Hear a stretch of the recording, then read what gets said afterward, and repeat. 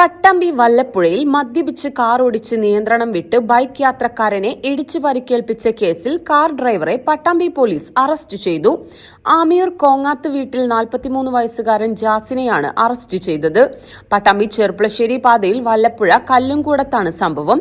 ചൂരക്കോട് ഭാഗത്തു നിന്നും വല്ലപ്പുഴ ഭാഗത്തേക്ക് ബൈക്കിൽ പോകുകയായിരുന്ന ചൂരക്കോട് സ്വദേശി 26 വയസ്സുള്ള അജയകുമാർ സഞ്ചരിച്ച വാഹനത്തിൽ എതിർദിശയിൽ നിന്നും അമിത വേഗതയിൽ വന്ന കാർ നിയന്ത്രണം വിട്ട് ഇടിക്കുകയായിരുന്നു. അപകടത്തിൽ ബൈക്കിൽ നിന്നും തെറിച്ചു വീണ് ഗുരുതര പരിക്കേറ്റ അജയകുമാറിനെ ആശുപത്രിയിൽ പ്രവേശിപ്പിച്ചു. അപകട വിവരം അറിഞ്ഞ് സ്ഥലത്തെത്തിയ പോലീസ് നടത്തിയ പരിശോധനയിൽ കാർ ഡ്രൈവർ ജാസിൽ മദ്യപിച്ചതായി ബോധ്യപ്പെട്ടു.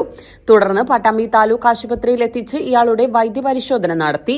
മദ്യപിച്ച് വാഹനമോടിച്ച് മറ്റൊരാളുടെ ജീവന് ഭീഷണിയായ രീതിയിൽ അപകടമുണ്ടാക്കിയതിനെ തുടർന്ന് വധശ്രമത്തിന്റെ വകുപ്പുകളും മോട്ടോർ വാഹന നിയമ വകുപ്പ് പ്രകാരവും കേസെടുത്ത് അറസ്റ്റ് ചെയ്തു.